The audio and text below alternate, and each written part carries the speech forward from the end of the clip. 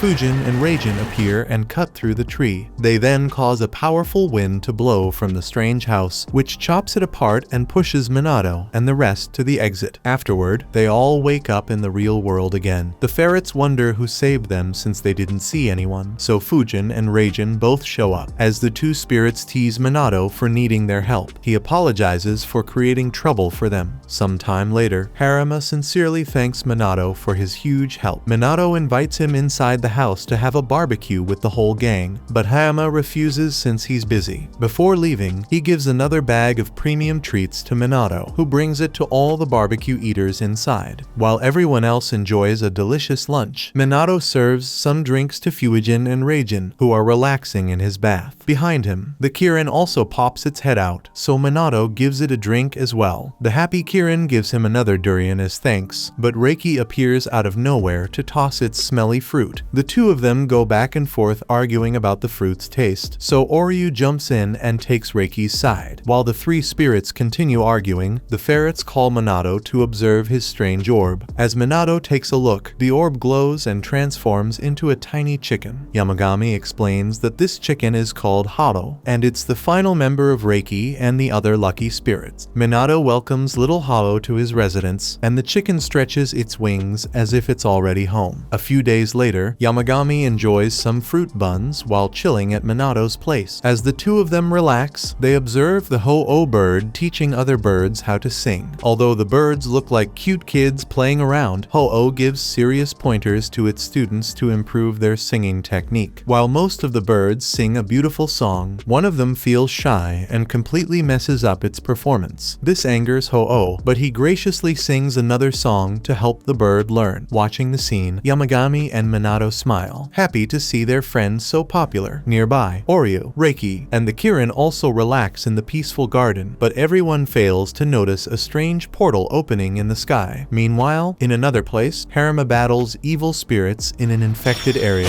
After defeating one, he asks his partner, Katsuragi, if they've cleared the area. Katsuragi points out that they're nowhere near done, since the number of evil spirits has increased due to a special festival. Haruma feels exhausted from using all his mana, so Katsuragi covers for him with his shark and penguin spirits, who devour a few more evil spirits. Although Katsuragi relaxes after defeating the spirits, Haruma gets a notification for another evil spirit attack and rushes to investigate it. Back in town, Minato comes out of a shop after buying sweets for everyone. Watching him appear, the people in the street start talking about him as if he's some kind of bird whisperer. Minato feels confused, but then a bunch of different birds start flocking the area to meet their superstar, Ho-Oh. Minato ignores their whispering and keeps walking until he encounters his gardener, who has just finished creating his 25th statue. Minato admires the man's work, who tells him that he's got more energy to work ever since he started visiting his house. Then, he gets surprised by all the birds everywhere, so Minato runs away before he can get suspicious. Back at the house, Yamagami's familiars inform him about all the strange portals appearing everywhere. He tells them not to panic, knowing that his minions can't handle them alone. Yamagami then steps up and jumps into the sky to help them deal with all the rogue domains. Nearby, as Minato gets closer to home, he notices that all the birds have left. Suddenly, Fujin and Reijin pop up and tell him to go home as soon as possible. Minato wonders why, so they explain that evil spirits have been going rampant lately. They also reveal that many abandoned divine realms have randomly started popping up, which are a serious danger to humans. As they speak, one domain appears in the sky above them, so Reijin zaps it out of existence. Fujin explains that divine realms can appear anywhere from the sky, the ground, or in water. They also warn Minato to be extra careful around the domains. Minato wonders why, so they point out that he is already very close to mythical creatures like him, so the dangerous domains are more attracted to him. Because Minato lives in a divine domain himself and has enjoyed Yamagami's hot spring, he will be unable to free himself if he gets sucked into a rogue domain. Before Minato leaves, the spirits also inform him that Yamagami is personally taking action to destroy the abandoned divine realms. Outside, as Yamagami tracks down the divine domains, he realizes there are way too many to handle alone. To deal with them all, he splits up with his familiars to cover more ground. Back in the town, Minato encounters an abandoned shrine. An unknown voice tells him to stop, but Minato thinks it was Ho-Oh, since Ho-Oh tells him he didn't say anything. Minato ignores the warning and walks closer to the shrine. Suddenly, a portal opens right in front of him and starts sucking him inside. Minato is unable to resist the pull, but Ho-Oh jumps in to protect him. Suddenly, it transforms from a red chicken into a majestic phoenix and screeches towards the portal. Unfortunately, Ho-Oh is too weak to sustain its transformation, so it turns back into a chicken and gets sucked into the portal along with Minato. At the same time, Yamagami notices that Minato's presence has disappeared. A few minutes later, Minato wakes up in a new realm, but he realizes that the foreign realm's energy is making him sick. He begins searching for the exit, but encounters a bunch of wooden crates along the way. Minato remembers some advice from Yamagami that a divine domain reflects its creator's psyche, so if the domain starts displaying their special signs, it means that its creator is feeling comfortable. While continuing on the path, he encounters a small crevice. Minato enters the crevice, and the atmosphere changes from peaceful to creepy. In the depths of the dark cave, Minato finds a woman sleeping in pain, and he realizes that it must be the creator of the domain. Suddenly, the woman gets up and starts complaining about the stuffy stuffy air inside. Despite knowing that she needs to air out her own home, she feels too lazy to get up and actually clean it. Minato asks the lady if she's the creator, and she nods. She wonders why Minato is visiting her with such a powerful creature. The woman tells him that she didn't summon him, so Minato explains that he randomly got sucked into her domain. The woman also tells him that she didn't open the entrance to her domain, so Minato informs her that plenty of abandoned divine domains have been opening up in his world. However, the woman is clearly living in her home, so she wonders how he found it. She then wonders if the power in her seal has weakened, so Minato explains that her shrine was completely decrepit. Seeing this, the lady sighs in sadness. Then, she senses Minato's powers and wonders if he can use Fujin's wind powers. Minato is surprised that she can tell, while the goddess is amazed that someone as reserved as Fujin actually gave his power to a human. She smiles and asks Minato if he can use his wind powers to ventilate her cave. Minato feels confused, so she suggests blowing some wind inside to air it out. He agrees to help, but wonders when she ventilated it the last time. After thinking about it, the goddess tells him that she last aired out her cave over 1,000 years ago. Minato is shocked by this divine basement dweller, but he refrains from making any comment. Then, the lady lies back down after telling him to handle everything. Minato asks her if she'll let him leave once he cleans up her place, so the lady agrees. However, she feels offended that he asked her and wonders if he considers her to be some kind of non-serious person. Minato points out the awful state of her cave, so the lady points a finger and opens up a portal nearby. She tells him to toss any old wooden crates out the portal, so Minato agrees and lifts up the crates. He then starts blowing them all into the portal. Watching him work, the lady feels impressed by Minato's skills. Outside the domain, Yamagami's 3 ferrets keep on taking down more divine domains. After they clear a few more, Yamagami appears and asks them for an update. The ferrets explain that they've eliminated all of the divine domains in the area, so Yamagami tells them it's time to save Minato. They wonder what happened to him and learn that Minato got trapped in a random domain. As they recall Ho-Oh's earlier cry, the ferrets figure that Minato must have been kidnapped. All of a sudden, more divine domains appear in the sky again. Fujin and Reijin appear as reinforcements, so Yamagami orders his familiars to go help Minato. After they leave, Yamagami roars with a burst of power,